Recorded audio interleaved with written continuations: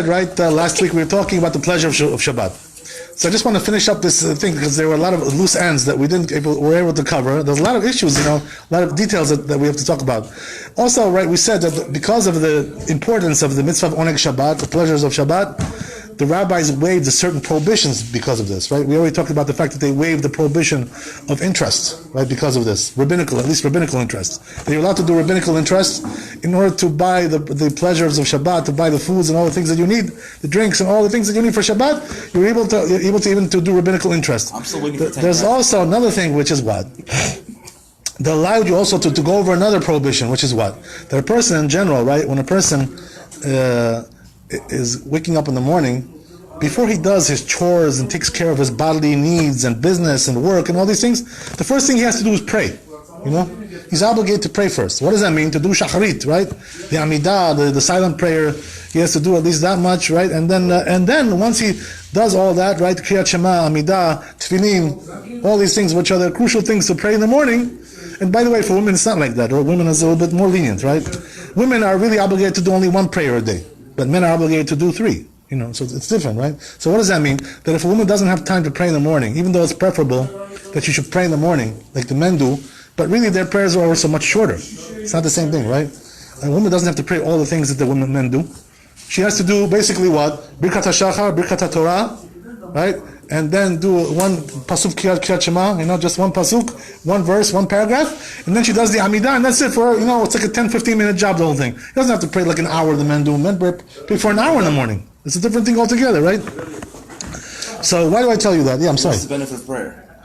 The prayer is everything for us, because that's what gives you the assistance to do your job. If you don't pray, you don't get really the assistance, the heavenly assistance to do your job. So a person who doesn't pray, he's basically going out there like into a jungle, without having the preparation, the spiritual preparation to go out there, to have the success that you need, right? The success comes with the prayer. Right? And by the way, success is not always measured by the way we measure, you may not get everything done that you wanted to. You may not succeed in everything you did, but you did the best you could, right? And that's called success because you prayed, right, properly, whatever. So the point is that women, if they're not able to pray in the morning for some reason, let's say she's in a hurry to go to the work, whatever, she doesn't even have 10-15 minutes to pray at the minimal, so she can pray later also. She can do after she comes home from work. She can also. Why? Because she has only one prayer a day. But it's better. The best thing to do is pray in the morning. If a person is really God-fearing, should try to pray in the morning. What does it take? 10-15 minutes, the whole thing for women? It's not a big job. So therefore, she can do it really quick. She doesn't have to put tefillin. She doesn't have to put tzitzit. She doesn't have all these things. Women, right? They're not obligated to do all these things. So their prayers can be done much quicker. It's a much quicker process, and only once a day minimum, right? Yeah. Why do we do all this? Why tefillin? Why tzitzit? What's the purpose? Because all these things bring us close to Hashem, right? The Ramchal HaKadosh, he talks about this, by the way, right? In his books. There's a book called Derech Hashem.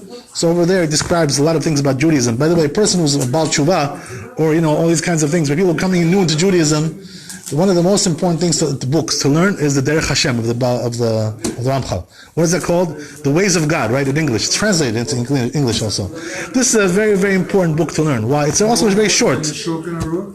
Well, it's just giving you basically an introduction to Judaism, The Shulchan Aruch is giving you the whole roadmap, right? Everything, how to do, the whole thing, right? From A to Z, right? But this is just telling you what and why and where and all these things, the basic ideas of Judaism, basic concepts of Judaism. So this book, Derech Hashem of the Ramchal, who was a very holy rabbi. He was super, super holy, this man, right? Big Kabbalist he was, and also he knew everything. So therefore, to read this book, it basically will give you a guide, a roadmap into what Judaism is about, how to approach Judaism, how to understand the basic. Derech Hashem in Hebrew, and in English it's called The Ways of God, right? You can buy it in any Judaica store or whatever, anywhere. You can probably find it on the web also. You can probably download it somewhere, you can find it anywhere these days, right? It's very... Rabbi Luzzatto? Yes, exactly. Moshe Chaim Luzzatto. The Ways of God, right? Yeah. So this book is a very, very important book. Every Jew should read this book, by the way, right? Before it be, the most important thing to learn or read is the Bible, right? 24 books of the Bible. the 5 books of Moses and other prophets and the early prophets and later prophets. And then we have, right, the Ketubim, right, the writings.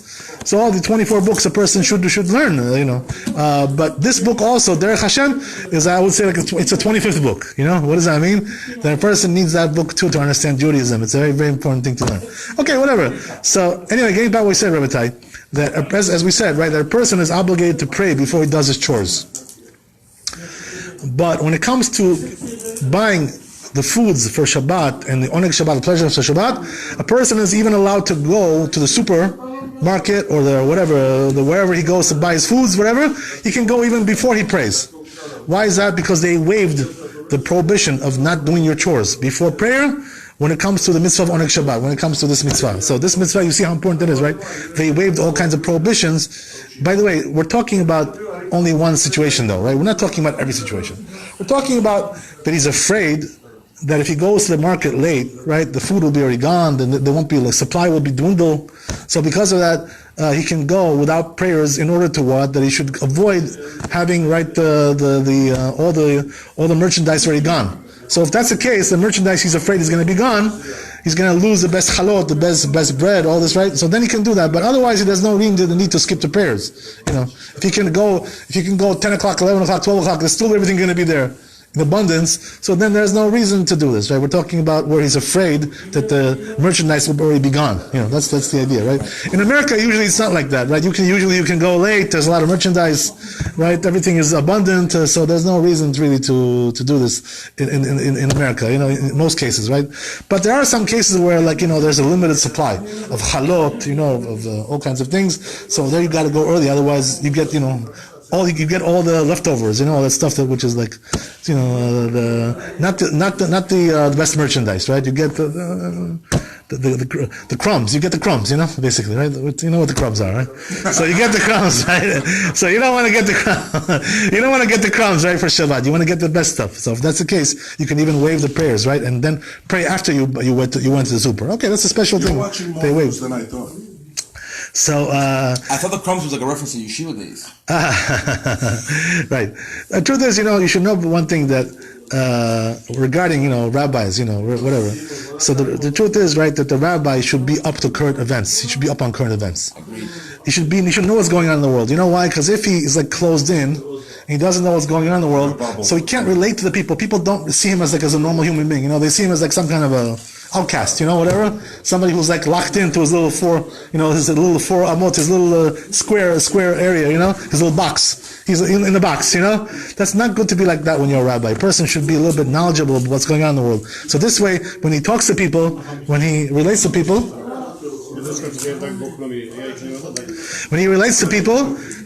so this way, right, he can forge a good relationship with people, right? Not to be like some kind of a, like a nerd, nerdy guy, whatever. You don't want to be like that. That's not good to be a rabbi like that. So a person should be up to date. By the way, rabbis are also allowed to learn, because of this reason. They're also allowed to study sometimes other religions, idolatry and this, the Christianity and Muslim and all. The rabbi is allowed to do these things. You know why? In order that he should be able to refute the arguments of these false arguments, so he's allowed to study. But a person who is not a rabbi, by the way, and doesn't have this need, so he's not allowed to study these things, right? These other religions and why? Because it can bring your heart into it, It can pull your heart into it, and you feel like some kind of affinity to these things, Heresy is very tempting. Right? That's the thing, right? They say because heresy is very tempting, a person should not get into these things, just to read it for, I don't know, for interest or for literature or whatever it is, God knows, like whatever, all kinds of things that people think that they should read these things for. These things are not allowed. But if a person needs to argue against these arguments, then he's allowed to go in there, right, the rabbi, and learn them in order that he should argue about these things, right? And if you refute these arguments. I have a friend, by the way, actually, a Jewish guy, Israeli guy, right? Very good friend of mine. His name is Rabbi Danielov. Why do I tell you about this guy? Because he, right, what happened was he went to the army first. He was an Israeli boy. He went to the army, right? He did his service, like most Israelis. And then he came to America here, right, whatever, and he started to live here for a while, right? So what happened was that, right, he got mixed up with the church, he got, So what happened was that he actually got so mixed up with this, is that he went to study to be a priest. Can you imagine? He went to the schools, Yeah, so what happened was that several years he was studying to be a priest. Right? So he learned all the theory of the Christianity, all these things, right? He learned it very deep, so he had a very good knowledge of all these things, right? So this actually came to help him later on. Why is that? Because later on he became a Baal Tshuva, he did Tshuva, right? And he became a rabbi, So then what happened was that because he knew all the theory of the Christians, he was able to refute everything, right? So he wrote books, right, by the way, to refute all the, theories of the Christianity. And also then he wrote one on Islam also. He refuted all the claims of all these false religions. So this is actually a very good thing what he did. He's a good friend of mine, Baruch Hashem. Hashem should bless him. He did a really good job. This must be his calling, in life. Everybody has his tikkun. So his calling was to refute all these things. He wrote books, several books to refute all these things. And then I think they also translate them into English and all these things. So he did a very good job, Baruch Hashem. So a rabbi is allowed to learn these things, but a person who's not a rabbi should not get involved because it's dangerous. He can get really, his heart can get, pulled into this whole thing, right? Become seduced into all these things. So a person should try to avoid these things, right, if it's possible, because they're very dangerous. Heresy is very dangerous. It's a very, very dangerous thing. Okay, getting back to what we said. So he said, right, Oneg Shabbat is such an important thing. They waived all these things. By the way, also there's another thing which is brought down in the halakha, the poskim, the Rosh, right? One of the big poskim, the Rosh. He writes that because the Jews are so adamant about doing the mitzvah of Oneg Shabbat, pleasures of Shabbat, so therefore what happens is that we take the lenient opinion always, right, regarding these things. Meaning what? Sometimes there's two opinions about what you're allowed to do or not. So we go always lenient. Why? Because we're so adamant about doing this mitzvah, we're so clung to it. We cling to it so well, so therefore we're allowed to do the lenient opinion. So what does that mean, by the way, Rabbi? That means that, we'll give you an example and you understand. For instance, right, one of the most important things about Oneg Shabbat, of pleasures of Shabbat, the Chazal said, it's a requirement, by the way, what I'm telling you, that a person is required to have hot food for every meal, Shabbat meal, right? Not just to say, I'll have some, take some things out of the fridge, and I'll eat a little bit of this, a little bit of salads, this and that, some cold cuts and this, all kinds of stuff like this, right? This is not really enough, right? A person has to have hot foods for Shabbat. So therefore, at least something hot he should eat, right? Something hot. So the question is, how do you get it hot on Shabbat? Like, you're not allowed to turn on a fire on Shabbat. So then how do you heat it up? How do you do it, right? So now, Baruch Hashem, we have this beautiful thing that we use, most Jews, religious Jews, which is the plata, What is the plata? The plata is this, like, big square thing, right? Rectangular, hot plate, basically, but it's a large one, which you can put several pots on, several types of foods on there. So therefore what we do is that we put that on, we plug it in before Shabbat, and if you don't want to have it going all Shabbat, by the way, because sometimes it gets smelly, it gets like very burns, burns. And by the way, there were also the people who had fires because of this thing. There were some fires that were caused by this hot plate thing, whatever. So a person has to be careful, You can use it, but use it with, with seichel, with the proper intelligence, whatever. I'll explain to you what that means, right? If you're, by the way, you don't want to have this thing on 24 hours. And by the way, there's no reason to have it on 24 hours unless you want to keep something hot all night. There are like cholent, there are like chamin, there are some hot stews that people make on Shabbat that they need to have it cooking all Shabbat. Like it's like a very fatty meat, so it needs some simmer all night on Shabbat, right? On the fire, whatever. So because of that, they leave it on all Shabbat. But if you don't want to have, such a thing like that, so what you can do is put it on a timer, basically, right? A Shabbos clock, right? That's what they call it, right? Shabbat clock. What does that mean? That it'll turn on and off at the right times as you want, right? It'll be on at night, and then when you go to sleep, it'll turn off. And then in the morning, right, again, the timer will turn it on, so this way you'll be able to heat up the foods that you want to heat up in the morning, right? So, because of all these things, this by the way, is a very good invention for Shabbat, this plata. Why is that? Because what you can do basically is that dry foods, which are not like soup, not like things like this, right? Soup and things which are mostly broth. Majority is broth. So what you can do basically is, you can take them out of the fridge in the morning on Shabbat, and you can put them on the plata. Since they're dry, and if it's fully cooked already, right? You cooked already before Shabbat. So then he's allowed to pull it out and put it on the plata. And even though this is somewhat of a leniency, right? But still, since we go according to the lenient opinion on these things, in order to have, right, the pleasures of Shabbat, so therefore a person should buy this plata, and then if he wants to have a hot meal in the morning, because you should have something hot for every meal, for all 3 meals, right? There should be something hot there. and like over here in the shul, we have a good thing, right? Which is a good custom. And downstairs, when we do Salash Tashit, so what happens is that the worker over here heats up some eggs, for us, whatever, or some rice, some Bukharian rice, whatever, all these things. So we have like the plow, all these things that we have it hot on the Salash Tashit. This is a very good thing, right? That's the way it should be. How did you do it? It's very simple, right? Even if you're not, even if you're Jewish, by the way, you can do this. You just basically take any dry food, or something which has a little bit broth is also okay, right? Let's say you have some fish, some Moroccan fish, right? Which is like spicy, Right. Those good for Shabbat, that stuff, right? Good for Shabbat. So what you do is, even though it has a little bit broth, right? What you do is, you can take it out of the fridge, keep it at night so it doesn't spoil, and then put it on the plata, and you can have hot fish for Shabbat, right? That's the way to do, right? Same thing. Same thing, by the way, if you have a cholent, right? Some kind of a cholent, whatever it is, right? There are some people who like this kind of cholent, Bukharian cholent, Moroccan cholent, whatever. The Georgians also have their cholent, chichamadi, all these things they have, right? All these things. So if it's mostly dry, it has some broth in there. So this you can put on the plata, on Shabbat, even on Shabbat. It's not even a soup anymore. Right. So by the way, but if you have something which is a soup, meaning what? That it's mostly broth, like let's say chicken soup, or like the shechamadi, charcho, the Georgians we eat this thing. So you're not allowed to put it directly on the fire, on the plata. You're not allowed to put it directly on Shabbat. Why? Because it's mostly broth. So therefore, what you do is you can put it on before the plata lights, right? If it's like the timer has it off, so you can put it on when it's off, and then when it lights, it'll. There's a whole discussion about the Yad Soda Bo. Right. So we should discuss this, by the way. We should talk about this.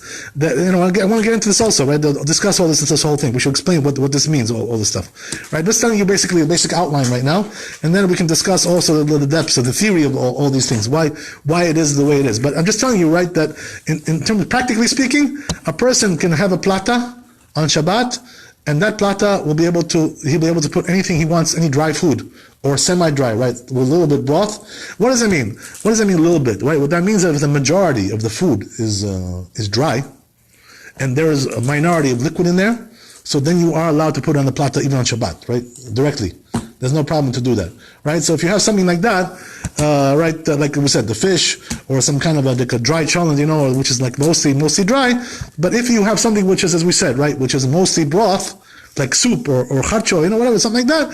So then what you do is you can put it on the plata and leave it all night there, right? Hopefully it won't get burnt, whatever.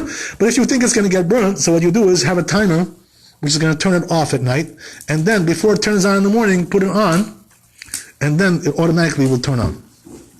So as our friend said, right, Nisim, we have to understand why that is, right? Why you're allowed to do these things? What's the whole point here? The whole point is like this, right? The rabbis made several enactments regarding these things on Shabbat. What does that mean?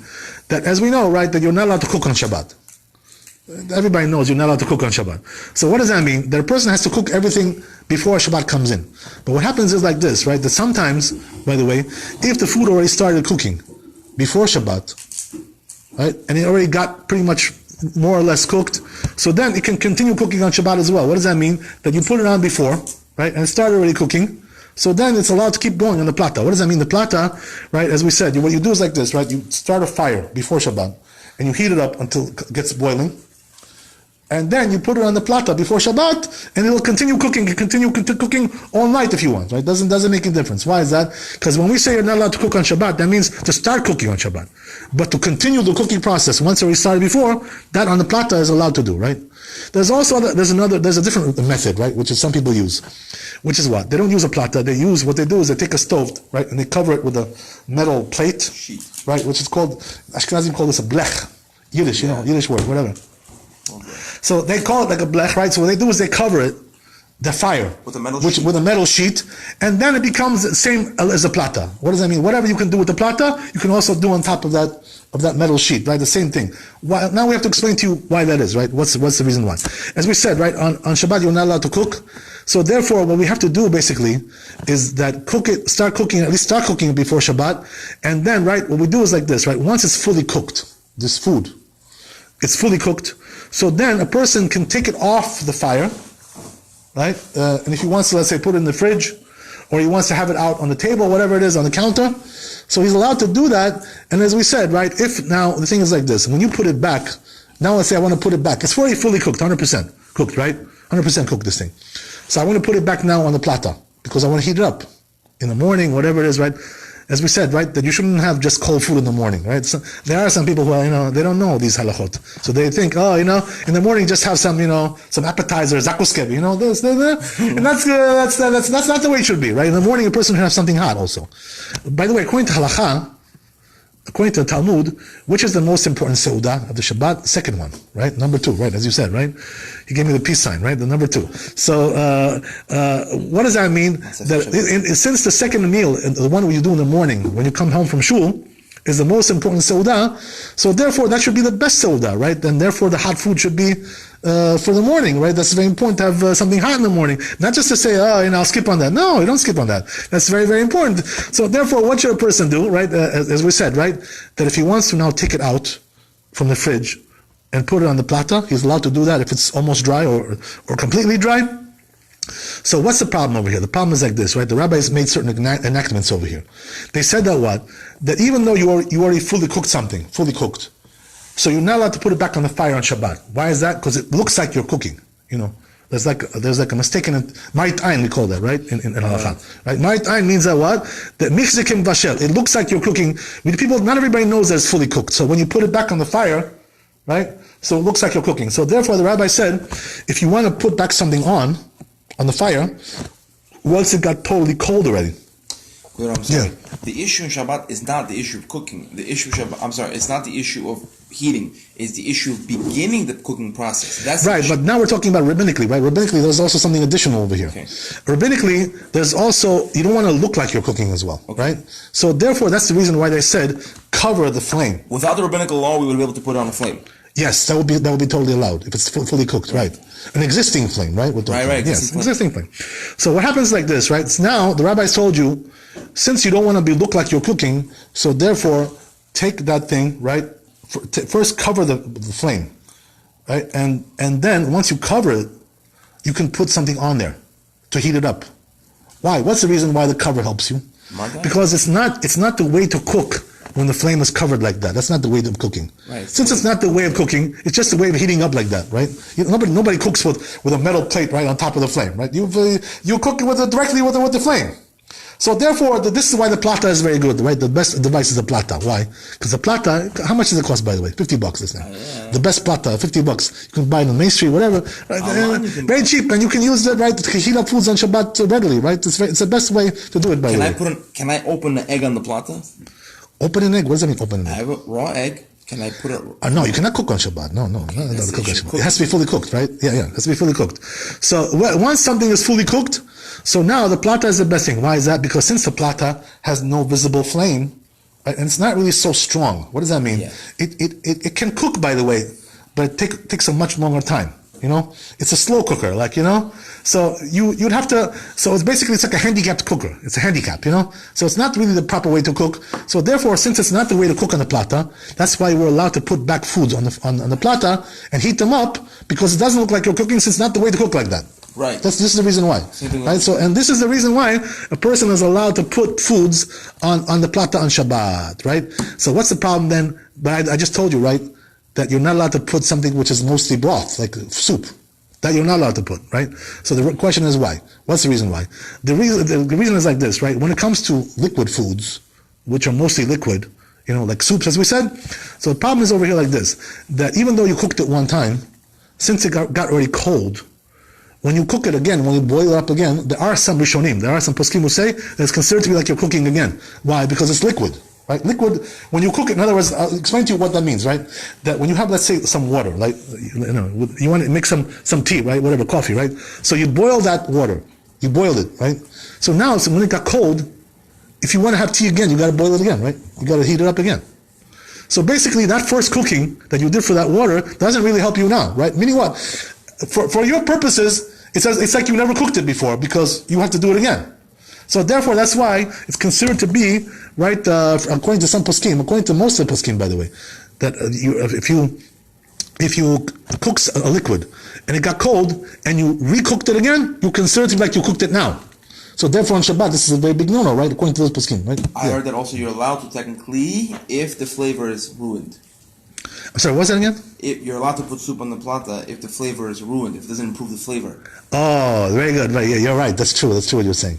That's true what you're saying. Makes sense because you're double negative. You don't take no benefit from that. Right, You right. lose. But the truth is, right, but to be honest with you, you cannot always rely on that because sometimes it does improve, right? So it's not always, so clear that that's the case, right?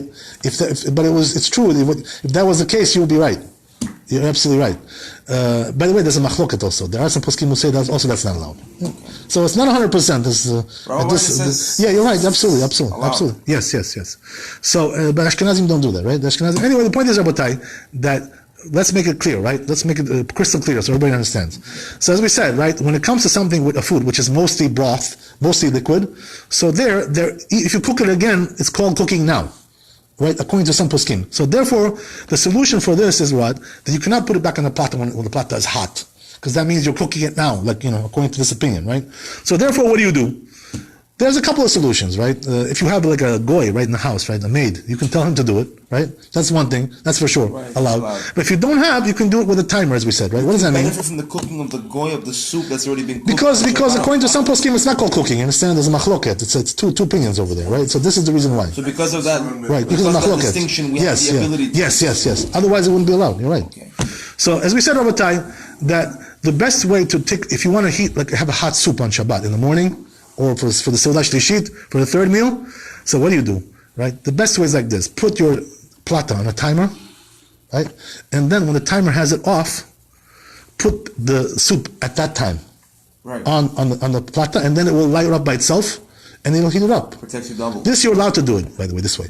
What's the reason why? Yes, I'm sorry. Are you this strict at home? Yeah, this is practical. I'm giving you practical advice, right? This is hands-on. This is hands-on. Ashkenazis can do this. They can use soup. They can do. Even Ashkenazi can do. Yeah, they can do. There's for them. By the way, it's even more lenient in a sense. Why can't we just buy Chinese on Friday night down the block? Okay, buy Chinese. Very good. But if you buy Chinese soup. So you have the same dilemma, right? What is it? Egg drop soup, whatever it's called, right? Chicken soup. Same thing. It's the same idea. It doesn't matter whether you cooked it or the guy in the restaurant cooked it. Doesn't make no difference. You cannot benefit from the cooking of a goy on Shabbat. You have a goy in the house. He cooks. If he cooked for you, you're not allowed to. You're not allowed to eat it. If he cooked for himself, you're allowed to eat it. For the house. Huh? He cooked for the house, but so then it's not allowed because he cooked for a Jew. He cooked for a Jew. It doesn't even sound like human. So it's a long discussion, by the way. There's all kinds of issues there. In the first place, if he lights the fire. Yeah, it's true. It depends on who lit the fire. There's all kinds of issues there. Fire before Shabbat started. But let's go step by step. Okay, because if we go now scattered into all these questions, we're gonna lose this. Because sometimes I forget, what I'm saying then, and I lose the trend of thought. Let's go step by step. Let's go step by step. So as we said, right, that I want to make this point very clear. That very important to have hot food on Shabbat. Don't just have food from the fridge. No good, So that's why I'm giving you. You can eat cereal, but then have something also hot, afterwards, whatever, Okay. Yeah. If you like cereal, God bless you. No, I haven't had cereal for ages. God bless you. Okay, good. A cup of hot coffee will suffice. Hot beverage. That's not enough. That's not really enough. You should have also something in the meal, right? Because that's not really part of the meal. It's not really. That's not really part of the meal. So what should a person do, right? As we said, put the plata on a timer. If you want to have hot stuff, hot soup. But if it's mostly dry, so then you're allowed to put it on even without this whole thing, right? This whole charade. You don't need this whole thing. Why is that? Because something which is mostly dry, you're never going to cook it again. Once it's cooked one time, you're never going to cook it again. Once it's fully cooked, that's it. You're done with that, right? So therefore, anything which is dry, let's say you have chicken, schnitzel, rice, potatoes, right? All these dry foods, basically, right? Or something which is mostly dry, it has a little bit broth. All these things you can put straight on the plata without any tricks, without any. What level of halakha is this? This is a very important thing to do the Oneg Shabbat, the pleasures of Shabbat properly, right? That's what I'm telling you, right? All these things. The heating up. Right. This is very important. If you want to do the Shabbat properly, this is a proper Shabbat, to have hot food. You break Shabbat otherwise if you heat without. It's fundamental. Yes. I'll buy it. So this is a very, very good thing to have, by the way. Very small investment, $50, right? Of course I have one. I have warranty 10 years on it. I'm not joking. God bless. Very good. Baruch Hashem. I'm very happy. So It's one mistake and it's over. So anyway, Rabbi, as we said, right? Mashiach will come. Life, the eternal one, that's it, it's over. So by the way, now I'm going to tell you also another leniency regarding this plata, right? Which is what? The truth is that according to halacha, as we said, you're not allowed to put something directly on the fire, right? Even though it's fully cooked, because it looks like you're cooking, right? As we said. So as we said, right, the plata is very good. Why? Because the plata is already covered. The heating elements are covered. And therefore, as we said, right, because it's not so strong anyway, it's not really the way to cook on there. So therefore, right, let's say you want to have some hot bread, let's say, right, on Shabbat. It's very delicious, you know? You want to heat up bread, right? So I like to heat it up myself. I like to have hot bread. Zohar says it's a big So, right, exactly. So how would you heat up bread on Shabbat, brother, if you want to have hot bread, right? So, yeah, we said, right, as we said, put on the plata. So the question is, but how do you put it on the plata, right? So the truth is, if you're putting it directly on the fire, right? So you cannot put challah directly on the fire. Why is that? Because it looks like you're cooking, right? As we said, right? Something which is directly on the fire, you're not allowed to do. So says the Rashba, well, what's the solution? He says, right, like this. The solution is that what you do is you take a pot, right, and you put it on top of the on the fire, like upside down, inverted, right, like this, inverted pot, right, or a little pan or something, right, some kind of tray, aluminum tray, invert it, and then put the top plot on the challah on top of that. You can heat it up like that. Why is that? Because it's not the way to cook like that, to put on top of an inverted tray or inverted pot, right? But the truth is, for us, he says, the special leniency he gives over here. What does that mean? He says that since on the plata, it's not the way to cook anyway, even without that inverted stuff. So therefore, you can put the challah, put the bread directly on the plata to heat it up, So if you want to have hot bread, crispy, make it toast, It makes like a toast out of it, basically. It becomes like really crispy, whatever. So this is like nice on Shabbat, have some crispy stuff, whatever. Some, crunchy, whatever. So therefore, a person, right, according to this, what we just said, since it's not the way to cook on the plata, a person can put straight on the plata, right, hot, to heat up the bread. Whatever kind of bread is you have, right? Whatever you like, doesn't make any difference. Whatever it is, Bukharian bread, Georgian bread, whatever, right? Or the whatever. That's those chalot, the sweet chalot, the sweet chalot. No toast. This is your toaster on Shabbat. This is the best way to toast, by the way, on Shabbat, right? The plata, it really toasts it really good, by the way. If it's a strong plata, it'll give you a nice toast. So this is the way to do it, right? Yeah, it will cook, but it takes time. It's a little bit slow. It's like a slow cooker, basically. Yeah. There are some scenarios where you can cook on Shabbat like that. There are some things you can do. You can literally order food before Shabbat, and then on Shabbat you put it together for you put on the plata. Sure. No question about that, right? No question about that.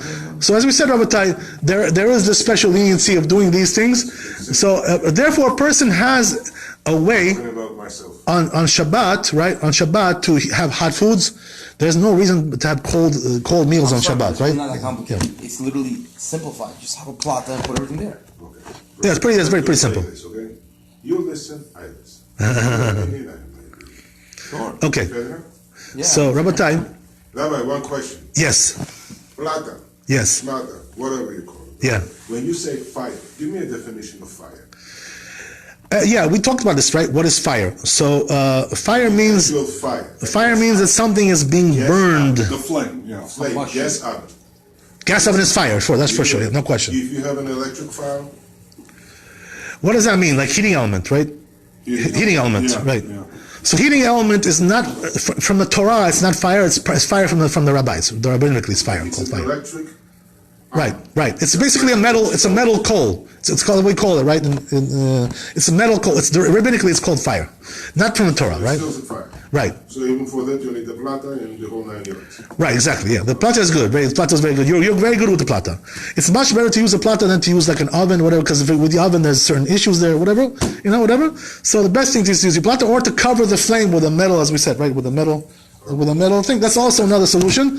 So these two are the same. They're identical, these two things. It's just that when you have this flame going on Shabbat, so then you have the smell, and there's issues with carbon monoxide, and this, you have to fan it out, and, so the plata is just a much better solution, much more practical. Because the flame, you have to, you can't play with it on Shabbat, you can't do anything with it, you can't shut it off either, right, or whatever. So there's all kinds of issues there. But the plata is much more simple, much easier, no smell, no issues, just makes life much easier. So that's why most people in Israel, I think also here now, they're choosing the plata, because it's a superior solution to have your hot food on Shabbat, right? To have your cake and eat it too, right? As they say, right? That's how this is the best way to do it. So as we said, Rabbi, there are solutions in order that we should have hot food on Shabbat. So nobody, has to go through difficulties because of this, right? There's no big big issues over here. It's pretty simple, right? Pretty simple procedure. Rabbi, I also wanted to talk about another thing, right? Which is what? As we mentioned last week, that there's also other pleasures on Shabbat, right? Besides the eating, right?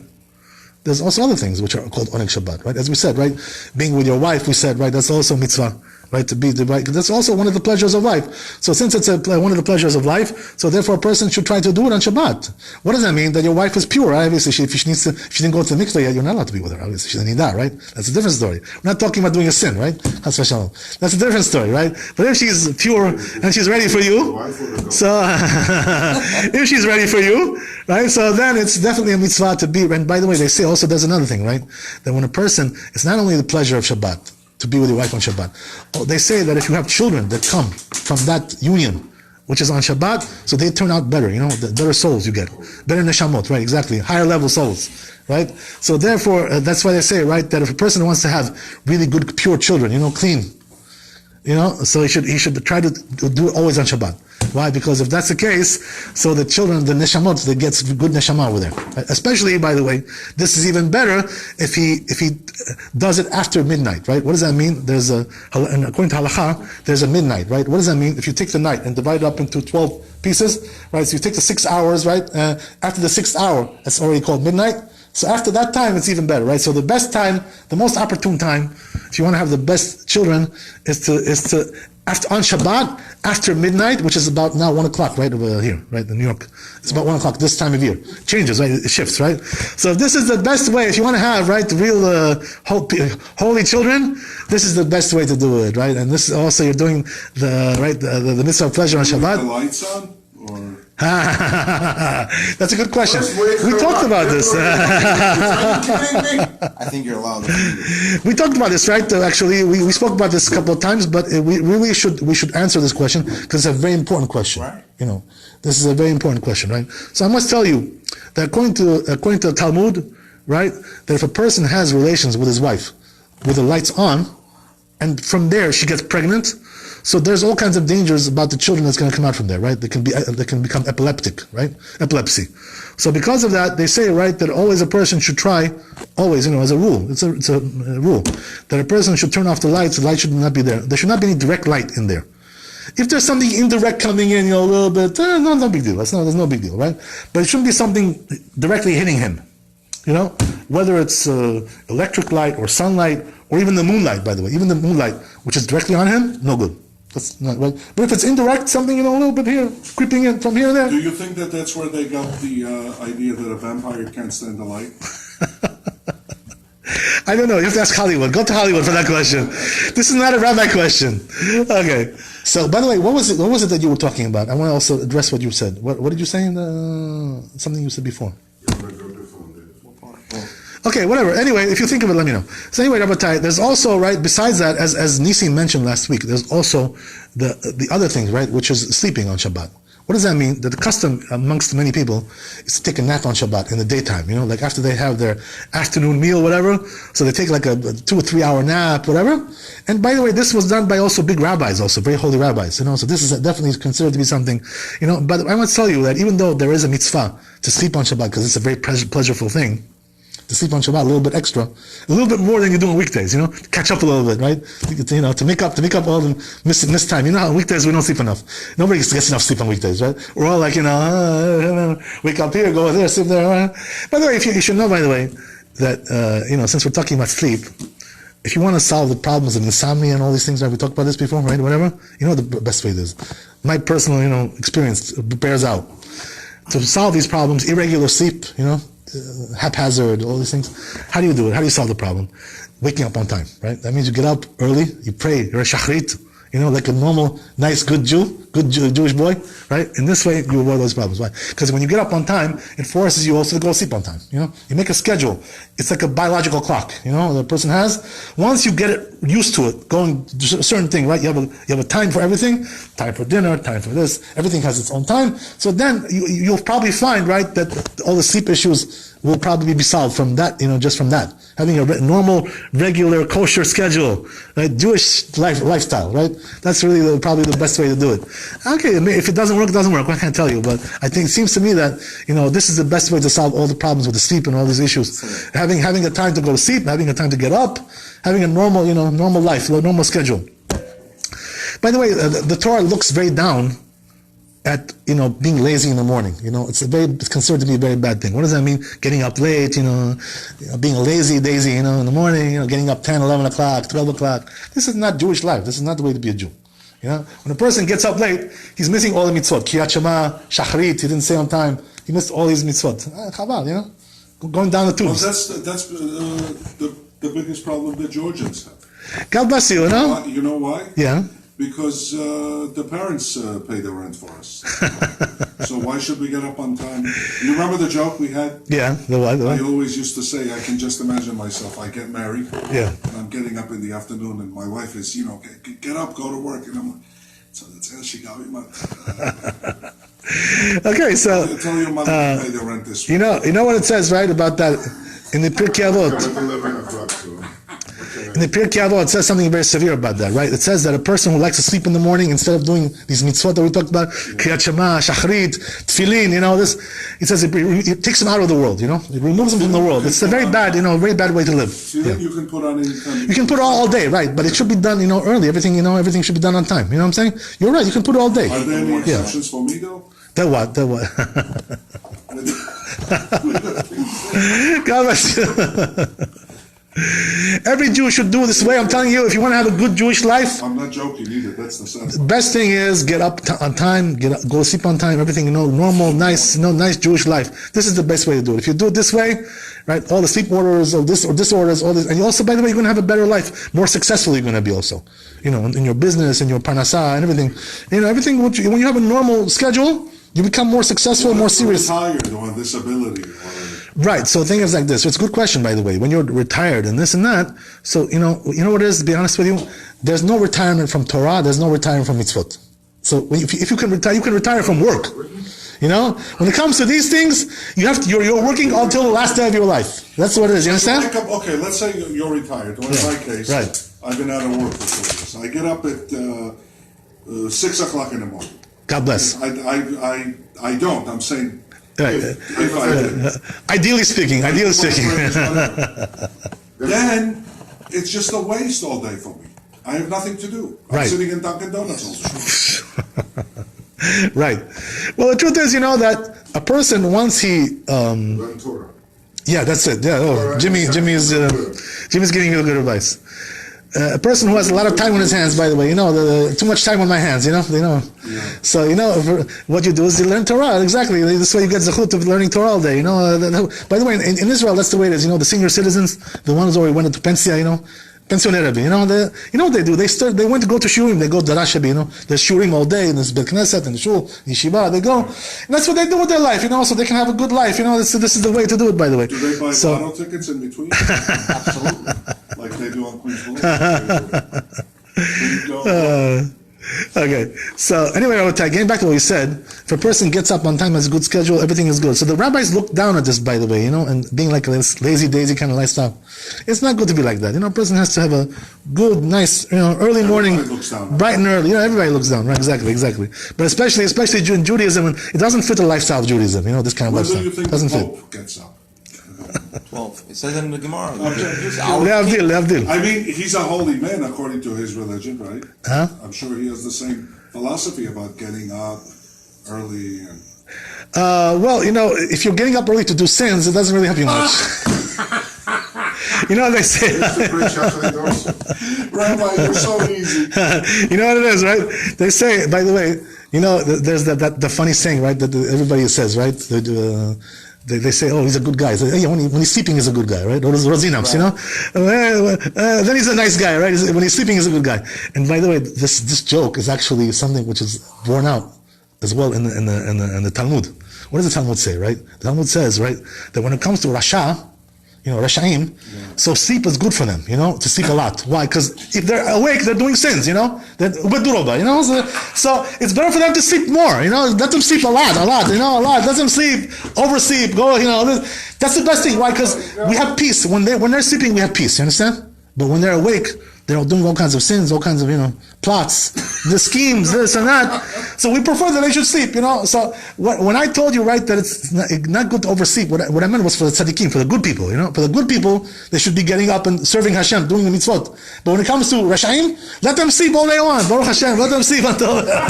No, you have no problem with that, right? It says the Talmud, right, it's good for them and it's good for the world also. What does that mean? The world is better off that they're sleeping a lot. By the way, that joke, that worn-out joke or riddle, whatever, is mostly used by wives against their husbands. Okay. Like when David is a great guy. He's sleeping. Right, that's the way it is. You cannot sleep too much at home when you're married. You have to be always away from the wife. Smart man. Smart man. Okay. You have to always keep mystery. Go in the coffee shop. Sit over there. Don't sit next to them. God bless. It's so true. This is a very good comment. What you said. Of you. Okay. And you don't get bored of the coffee shop. And you don't think that we get bored of that? Of course you do. Oh, we would get bored of that? Of course you would. Yeah. Okay. So anyway, as we said, right, there's the pleasures of Shabbat, but you know what they say, right? We're talking about the pleasure, one of the pleasures of Shabbat was sleeping, right? And I told you, right, that a person should also know, don't overdo it, There are some people who really overdo this thing. What does that mean? You know what they do? They're sleeping 22 hours on Shabbat, They're up 2 hours of the day, and the rest is cocoon, like hibernation, Shabbat is not a time for hibernation. What does that mean? It's a time for a little extra sleep, 2-3 hours extra, Instead of doing 6, you do 8, it's good, Baruch Hashem. You get some rest a little bit, okay, that's very good. But not, that you should be sleeping most of Shabbat. That's not the proper way, you know what I mean? You talk about it, yeah. Most of the upheaval that happened in my household, the fights, everything was on Shabbat. As we said, right? It's a bad mazal on Shabbat. It was that's exactly what we said, right? We talked about that. That's exactly the point, all right? Day long. When the house is keeping Shabbat, it's a peaceful place, right? There's nothing more quiet than Shabbat. Quiet, peaceful, right? That's the way it should be, by the way. The Jewish home should be peaceful. No fights, no screaming, no yelling, no upset. No, that's not the way Jewish home. I want to tell you something, right? Which is something I was told by a certain rabbi. Who's this rabbi? This rabbi is Rabbi Wolkin, right? Rabbi Wolkin, not the one who lives over here. That's his brother. His brother lives in Israel, right? Yeah. So his brother, Rabbi Chaim Wolkin, right? He told us one interesting thing, right?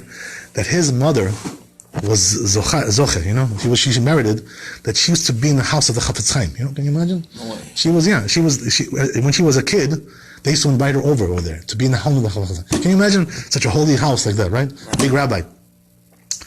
So they asked her, right, one thing. They said, what did you see over there? Did you see miracles, angels going, what did you see over there? What's the, So you know what her answer was, right? Her basic answer.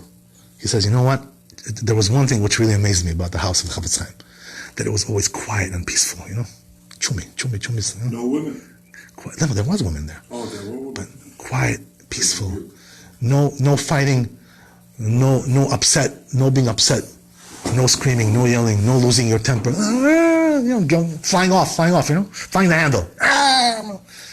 In a holy house, in a Jewish home, there's no room for that. There were probably no Georgians there.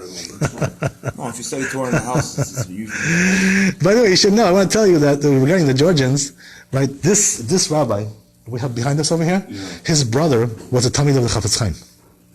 He learned with Chafetz Chaim. His brother. This is Chacham Yaakov, right?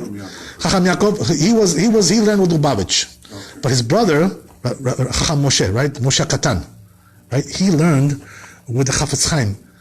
But you know how close he was to the Chafetz Chaim? I was told by one of the rabbis in Israel, Hasidic rabbi, he said they used to sleep on the same bed. Can you imagine? He used to sleep on the same bed as the Chafetz Chaim. This is an amazing thing. Can you imagine something like this? This is unbelievable. Chacham, his name was Chacham Moshe Katan, they used to call him. He was a short guy, right? Moshe Katan. So that's what they used to call him. This guy was a Talmid of Chafetz Chaim. So we Georgians, we have some kind of connection with the Chafetz Chaim. We have some kind of a thing with that, right? Chafetz Chaim, when you say, is it a particular Chafetz Chaim or just? He was the real Chafetz Chaim. The real Chafetz Chaim. All these yeshivot are named after him. They're named after him. Yeah. He was the father of those. It was a massive speech, right? I didn't know the guy. I didn't know that. We went to a homeless school. Yeah, he's a. So it took me after 1977 to find. Now he knows. Real rabbi. Was a man. That's actually pseudonym. Yeah, he was a very. It reminds me with, I only a couple of years ago found out that watermelons are grown on the ground. I thought they grew on trees. Oh my God! Oh, you better watch out with your head. You got to go with a helmet if that's the case, right? Are you serious? And only just a few years ago, that This is revelation. onions, and I went to school. You know I went to school. That onions and potato are roots, really. Yeah, They're roots. Delicious roots, So let me tell you. carrots. Carrots are Yes, well, then I know from Bugs Bunny. Okay, well, let's get back to our issue. Yes. Beets. So, Chafetz Chaim, I didn't Chafetz know Chaim, that right. there was a- So anyway, the point is, Rabotai, a person should sleep a little bit extra, but not go too far. You know, there are some people who just like, all Shabbat, they're like, Yeah, but Rabbi, let me tell you, I used to, we used to Yeah. mock my father for sleeping all day right. on Shabbat. Yeah. Well, actually, he slept 7 days a week, 24/7. But especially, then I realized he had insomnia. Yes. So he was making it up. He was making on it up. Shabbat. Yeah, sure. It's not because he was a bear. I understand. You know what I'm saying? I can sleep for 3 days straight, no questions, no food, no water, nothing. I'm not joking. It's happened before. Okay. So, Rabotai, I think we pretty much more or less, maybe we covered this issue a little bit. There's a lot more to talk about, but, we can go on forever. But I also want to talk a little bit about Rosh Hashanah. Now, B'ezrat Hashem, the New Year is coming. Jimmy likes it. Okay. So, the New Year is coming up. So I want to tell you, right, that first of all, you should also have a good New Year, prosperous, lots of parnasah, lots of wealth, health, Torah, and mitzvot, right, all the zechuyot. You're good with money. How do we do that? So I want to tell you one thing, that the most important mitzvah for Rosh Hashanah is to hear the shofar, right? That's the number one mitzvah. There's many mitzvot that we do in Rosh Hashanah, but the number one thing is to hear the shofar.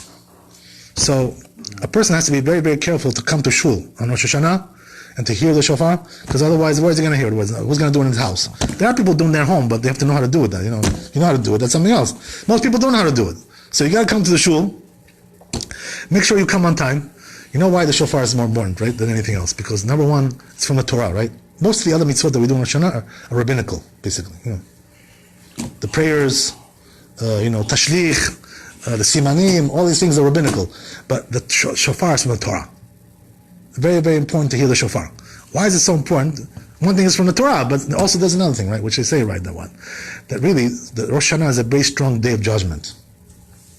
Everything is judged. Everybody's judged. Whether you believe in it or you don't believe in it, right? You believe in a different religion, they judge you anyway. It doesn't matter which religion you believe in, right? You think your New Year is in the winter. For God, there's only one. You understand? All these things for him, they're all fake news. All these things. He doesn't acknowledge any of these things. So therefore, he judges us on the day of Rosh Hashanah. Everybody's judged. Everything is judged. Every creation is judged. Huh? I mean, I know it's New Year, but what is basically the Rosh Hashanah? This is the time when the world was created? Oh, yeah, okay, yeah. Or the world was created literally yesterday? In the Talmud, by the way, there's two opinions about that, right? Some say the world was created on Rosh Hashanah, and some say the world was created in the spring, right? What about yesterday? The day before Rosh Hashanah. No, like literally yesterday. Some say it was created on Rosh Hashanah, the world, and some say it was created in the spring, Rosh Chodesh Nisan. Two different opinions, right? So that we can talk about, right? So the two different opinions, but according to what we said, right? The day of judgment. This is the most important thing for us. It's a very strict judgment. It's very strong. Every little detail is judged. Nothing escapes from this judgment, right? No matter who you are, no matter what you are, no matter where you are, nobody can escape. How do you influence the judgment for benefit? How do you influence it? We'll talk about that, but I just want to make this point, right? By the way, the best way to influence it is to hear the shofar. That's what I'm telling you. Yeah, that's the best way. Yeah. So, what does that mean?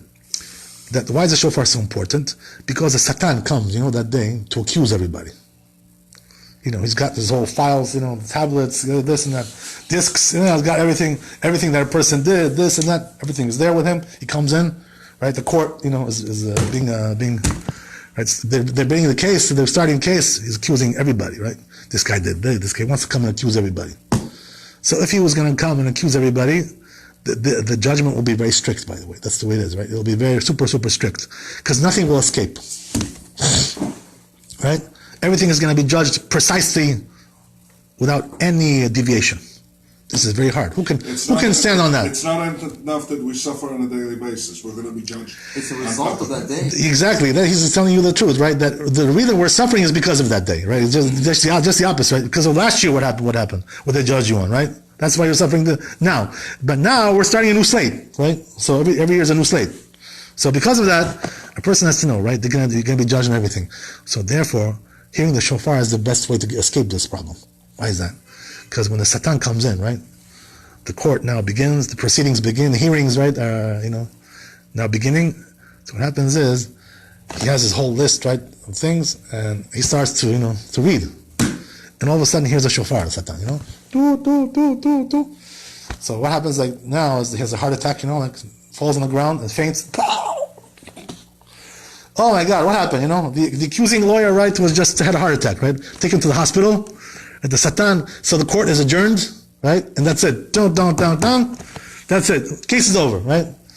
Dismissed, exactly. Dismissed. So what does that mean? That the shofar stops him from accusing. You understand? That's what it does. A person who hears the shofar, the Satan now cannot accuse him anymore. That's it. That's what the Democrats tried to do to Judge Kavanaugh the other day.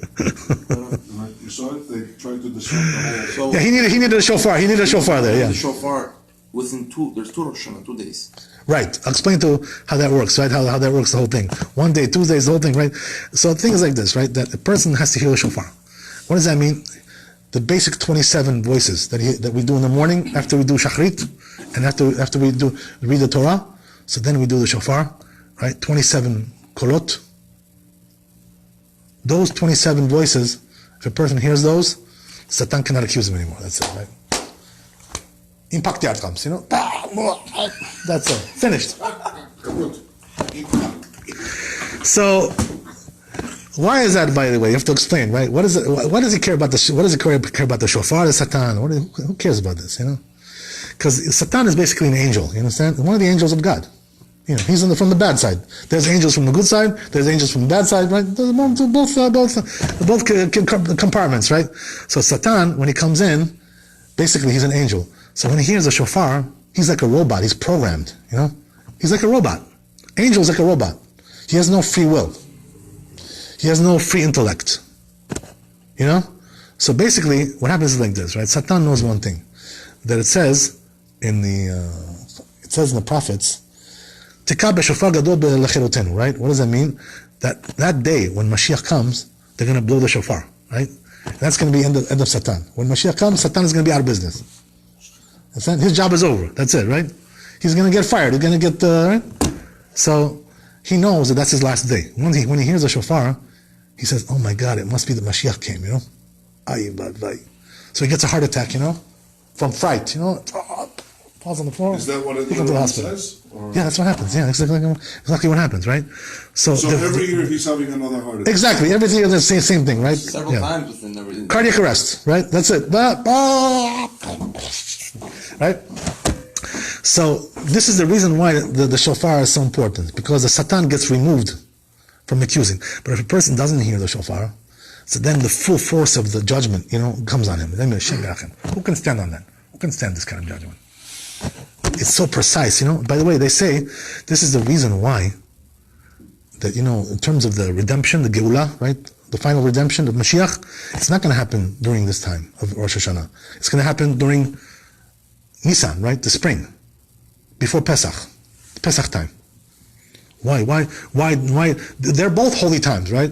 Tishrei is holy, high holy days, very holy time. And also time of Pesach is also very holy. So why is one better than the other? Why is one auspicious than the other? You know why? Because since Tishrei, Rosh Hashanah is time of Din, so if the Geulah, if the redemption would happen during this time, a lot of people would not be zoche, have merit to be redeemed. They would be judged too strictly, So therefore, this is the reason why they didn't make the Geulah, the redemption, in time of Tishrei, time of Rosh Hashanah. Because if it was like now, a lot of people would be left out of that. They would leave them out. They say, this guy, he deserves to be redeemed. He's like a goy. He's living like a goy. This guy. What's the difference between him and a goy? So therefore, that's why they made it in a time of mercies, right? time of Pesach, time of mercies. And this is there, more people are going to be included, right? The ones who, those guys who stand outside, they rap on Shabbat, on Rosh Hashanah, those guys who don't really have a lot of zechut, they don't come in and pray. They don't really, they don't really participate in Jewish life so much. Once a year, twice a year, they come in. They're not really a part of the whole jamat. They're not really a part of that whole thing. But because they have some mitzvot that they did, whatever, some merits, whatever. So because it's a time of mercies, time of Nisan, so they're also going to be included, right? Those people, you understand? Who are not really fully engaged in Jewish lifestyle. They're not really fully engaged in that. Okay, so this is the reason why. So that's the reason why, Rabotai, that a person has to make sure to hear the shofar, right? Which part of the shofar, by the way, the shofar were blowing like a lot on that day. So which part is the most important part? As we said, right, after the shachrit, they're going to do shofar. It's going to be sitting down, by the way. The one who's blowing will be standing. He's going to make a bracha, right? 2 brachot, lishma kol shofar, and he's going to say shechianu, 2 brachot. We say amen, and then he's going to do 27 voices. 2, 2, 2, 2, 2. Those 27, if you heard them, you fulfilled your obligation. That's it. And what time is this going to happen exactly? This is going to be probably here. I don't know. God knows. You have to find out. Every shul is different, right? 10:30. Okay, Jimmy knows. So every shul is different, by the way, right? Some places do it earlier, some places do it later. The point is, try to catch something, right? Somewhere, whatever you can catch. Try to catch something. And by the way, the whole thing from beginning to end, right? Not just part of it, half. What does it take? It takes 5 minutes, the whole thing, right? So you can't sit for 5 minutes and listen. You got ants in your pants. Well, what's the big deal? You got to sit and listen to that. So the point is, as we said earlier, how is it done? There's 27 voices. What's the reason why we do 27? The truth is, according to halakha, a person is required to hear 9, according to the Torah, 9 voices in the shofar. So then why do we do 27? What's the reason why? 9 times 3 is 27, right? So we do 3 times as much as we should be doing, according to the Torah. According to the Torah, 9 is enough. So the reason is like this, right? That we're not sure about something over there. There's a doubt. We're not sure because the way it works is like this, right? That you have, when you do shofar, you do teki'ah, which is the long one, and then we do teru'ah, something in the middle. That's the filler, that's the main point. And then after that, another teki'ah, another long one. So it's 3 altogether, right? You have to do that 3 times. So 3 times 3 is 9. That's the basic obligation of the Torah. 3 times 3 is 9. But the problem is that we're not sure what is the middle, the filler, the main part, the teruah, which one it is. According to the first opinion, right, teruah is what we do like this. 3 times. That's the teruah. According to the first opinion. According to the second opinion, right, the teruah is like this. Like that. That's 9 times you have to do that at least. At least 9. You can do also a little bit more, no problem, right? If you got the more the merrier, right? Whatever, yeah, no problem. Right, but you gotta do it in 1 breath, by the way, that whole thing. Yeah. 1 breath. You cannot take 2 breaths. The teruah, the middle one, has to be done in 1 breath. Otherwise, no good. Have you right? done it? I personally don't do it, but I personally, but anybody can do it. Anybody can learn how to do that. But it's you gotta get trained a little bit. Yeah, whatever. So the point is, Rabotai, that as we said, right, second opinion is like that. Third opinion is a teruah as both of them combined, right? Both of them together. So therefore, we do all 3 possibilities, and this is why we do 27, 9 times 3, right? To cover all the possibilities. Why? Because the rule is that when there's a doubt about something from the Torah, as we said, shofar is from the Torah, so therefore we have to cover all the doubts. We have to be stringent, and this is why we do 27. So that first 27, you got to make sure you hear that, and once you did that, you're okay. That's it. You did your obligation.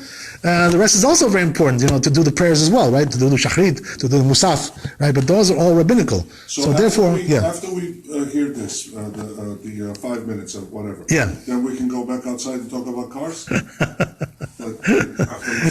Musaf. I was talking in the shul, by the way, about this. I think you were here, right? I was talking about in the shul regarding what you just said. And I might tell you, we should conclude with this, because a person has to understand.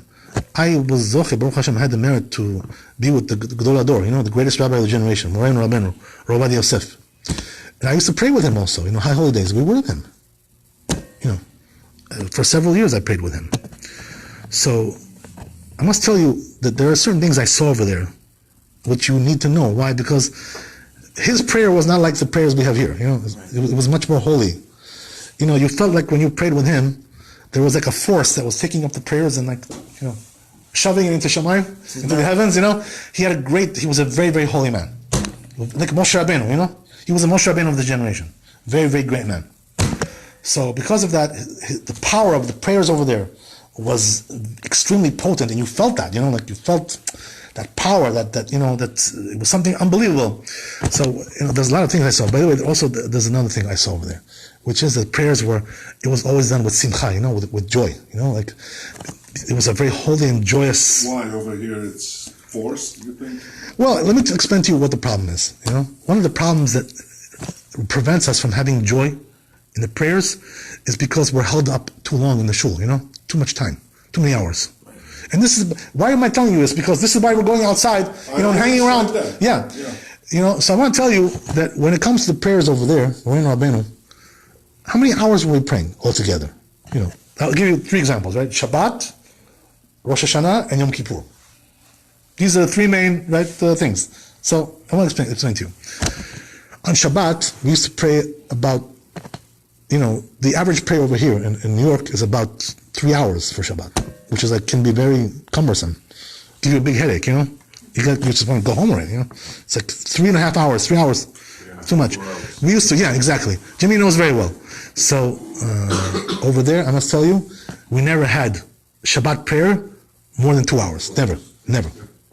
Usually it used to take 1 hour and 45 minutes on the average. So what's going on? Dandaloba, what's Dandaloba? Dandaloben, wasting time on nonsense. Sitting there, standing there, what's a waste? Where does the waste go? To be honest with you, it's usually with the Torah reading, right? When they read the Torah, each person who goes up spends 10 minutes, 15 minutes there, It's just too cumbersome, this whole thing. It shouldn't be like that. With the rabbi, each one was getting how much? 2-3 minutes, maximum, right? And everything was being done very nicely, by the way. Beautiful singing, beautiful melodies, beautiful chazanut. He didn't do it himself. There was no skimping. When he was younger, he used to do it himself. Yeah? Now he was already, a little bit over. That was too old for that, right? He was 90 years old, 93 years old. So I'm telling you, it was Rabbi, that we used to pray on Shabbat, 1 hour and 45 minutes. 7:30 we would start in the morning. 9:15 out the door. That's it. Right? And the rabbi, by 9:30, he was already making kiddush upstairs in his house. Can you imagine 9:30 making kiddush? Having already the Seudah. That's the way he was. Prince do the same thing, right? Yeah, but the rabbi didn't want to pray Prince. So that's the whole story. I'll say, I want to get into that now, but some other time, right? But the point is, right, that it was because it was quick, It wasn't, by the way, we didn't feel rushed. Everything was done nice and beautiful. No blurting, swallowing and stuff. No, everything was beautiful. Much more beautiful than over here. But did you have a Chazan that read the whole thing? Chazan was really good, Did he read the whole read thing? Just like word by word, verbatim, right? It's a Sfardi minyan. Your congregation to our congregation. Right, but the truth is, right? We're not allowed to compare rabbis, know the congregation. Right. To be honest with you, You don't know how to read. right, basically. yes. The Chazan was reading everything word by word, of course, right? Everything word by word, every word. That's how all the Sephardi communities do, by the way. And we all do that. Yes. That's our custom, right? We do everything word by word, but it was beautiful melodies, but never wasting time, Dandaloba, What does that mean, Dandaloba? You're standing there doing nothing, waiting, What about There's nothing to wait for. What about the buying? Keep moving, man, you finish this and go to the next one. What about there's no reason. The buying and the selling, is that allowed? We did that, by the way. We bought the aliyot, but it was very quick. The whole thing took 5 minutes, not more. Over here. Well, maybe they weren't trying to collect millions. They were. Believe me, they were doing better than we do over here. It's a different congregation. Different congregation. It's true. It's different congregation. It's true. But I must tell you that the whole thing about selling the aliyot was 5 minutes on Shabbat and a waste of time. It was always a problem. It was, and we will never learn. Why? Because Rabbi has to speed up. Exactly. Rabbi has to be leader. Yeah, he has to be leader. Yes. Next time he's going to have rain. You're invited to a wedding at 8 o'clock. It starts at 1 o'clock in the morning. Georgian time. Georgian time. Exactly. So I want to tell you that when it comes to Shabbat, that's the way it was. Now, when it comes to Rosh Hashanah, you want to know what it was? Over here, they're praying. Ashkenazim are finishing 3 o'clock in the afternoon. Some of them. What kind of thing is this? Crazy. 4 o'clock in the afternoon. They barely have time to eat. Yeah, but they usually go home before us. Ashkenazim? No, just the opposite. We finished. So what I'm telling you is that over there we used to start 6:30 in the morning, Rosh Hashanah. 10:30 we were done. Can you imagine? 4 hours. Everything beautiful. You had the most best chazan in the world over there. Moshe Chabusha. Best chazan that there is. Right, because Chief the Rabbi. You know? Exactly. So, but everything was done beautiful, but always moving, never stopping. You know, when you're doing mitzvot, you know, the way to serve Hashem is to always move. You know, motion, kinetics, you know. What are you stopping for? What, are you dreaming? There's no time to daydream when you're doing mitzvot. You have to keep moving all the time. That's what I saw, you know. On Yom Kippur, you want to know how much it was? Right? Over here, what is it? 4 o'clock? I don't know, they get out. Ashkenazim. Over there, we were 5 hours. 6:30 we started, 11:30 out the door. That's it. 11:30 finishing. Right? That means that what? That we had 4 or 5 hours to do whatever we wanted to do. Some people were learning Torah, some people were sleeping, whatever it is they wanted to catch up on their sleep. You understand? That's the way it was. Before sleeping? You get very tired. You get very tired. You know, after the prayers, they're tired people, you know? They're tired. Who decreed Yeah. that in America Yeah. or in the West that we should have 2 days on Rosh Hashanah? It's everywhere, by the way. It's even in Israel we do 2 days. It's 2 days? Yeah, Rosh Hashanah, yes. Rosh Hashanah, Oh, yes. I didn't know that. Yes. Didn't you tell me there it's 1 day? It's the other holidays, yes. The other days are holiday, right. Exactly. It's a different discussion, by the way. We don't have time to get into it now, but we'll discuss that with the billionaire there some other time, right? We'll discuss that whole thing about 2 days. But the thing is, Rabotai, as we said, right, that this is what causes the problems on the high holy days, because the prayers are so drawn out and long. People want to just go out and get a release, you know. This is no good. It causes them to do all kinds of bad things out there, lashon hara, all kinds of things. A person should finish his prayers and then go on to the next things, you know, to eat his lunch, right? Then just learn some Torah. And this, by the way, also you have to learn Torah on Rosh Hashanah. And on Yom Kippur also you have to learn Torah. Who exempted you, right? Because you're praying. Okay, so you pray, so you finish on time. Gotta finish on time. That's the way it is, Rabotai. The best way, but as we said, right? Make sure that you hear the shofar. And if you miss it in the morning, by the way, let's say you came a little bit late, right? Insomnia, this, that, got you, whatever it is. Right, so then what do? So then there's also some solutions, right? They also do in the Musaf, right? They do also shofar. So some say you can also, you know, fulfill your obligation if you hear the shofar in the Musaf. They do one for the silent one and also for the Chazara, right? When they go back and repeat it, they do also there. But there's also another thing, right? Which is what?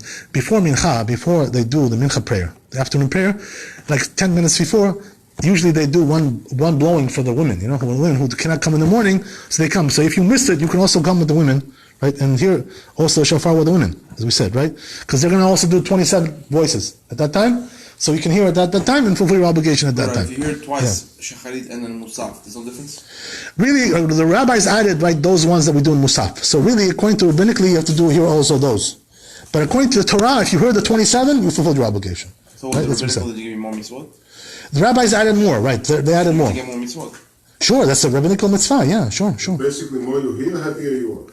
God bless you guys. Shana Tova. Tizkor Hashem Yimoto. Lots of good tidings, B'ezrat Hashem. Everything good. When is Rosh Hashanah? Tuesday? Thanks for coming. Starts Sunday night. Next week, you'll tell us how it can be that the world is only 5,700 years old. Oh, that's a good question. Yeah, we have to discuss that. You have to bring your friend, by the way, for that. He wants to talk about that. Your friend, you know, the other guy. Oh, yeah. So, anyway, we're going to have a special shiur after Rosh Hashanah, right? Goes out, after the holiday goes out, 9 o'clock at night, Tuesday night, it's going to be, after the holiday goes out. Everybody's welcome. Not Steve Jobs.